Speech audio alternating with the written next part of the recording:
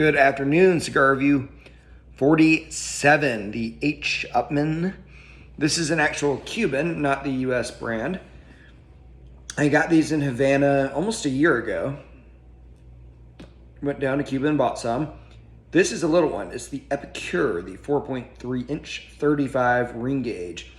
And they've been making these for forever. These came out pre-1960, so this is not one that was a post-revolution design cigar.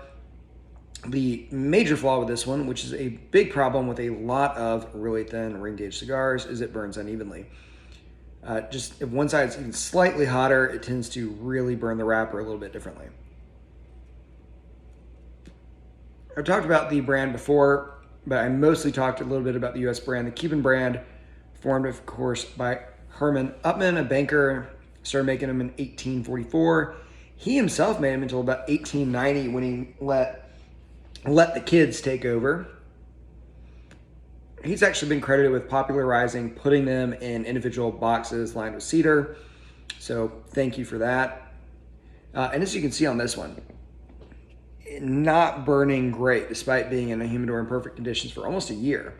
Again, problems with these small cigars. The good thing about them is they're super easy to light, right? Like 2 bursts of a cigar lighter and you've got it done. But they burn unevenly.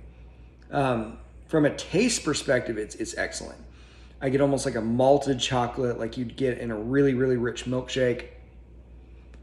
It's a really sweet cigar.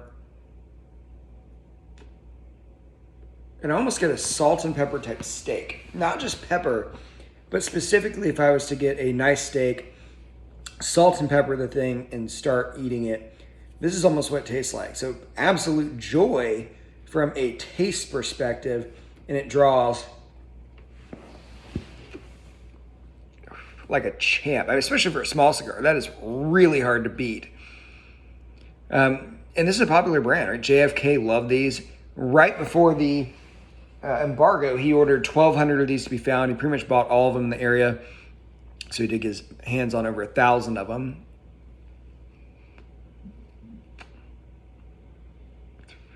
And the H. Upmann family actually made these up pretty much until it was nationalized in 1960. But it's a good cigar. It's definitely not my favorite Cuban. The wide-body Churchill that I reviewed previously is leaps and bounds better than this.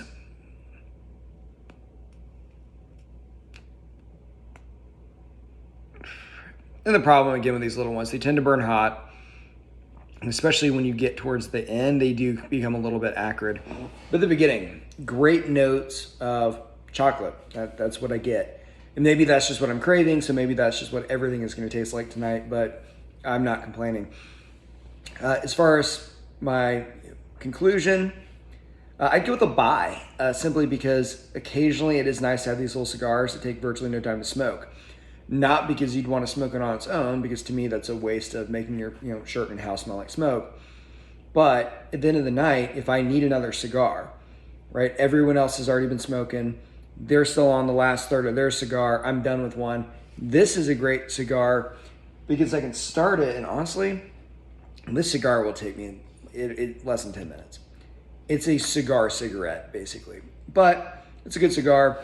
I don't know if I'd go with a strong buy, but anytime you can get your hands on H. Upmann Cuban, we're going to go with a buy. And the taste, I think, backs that up.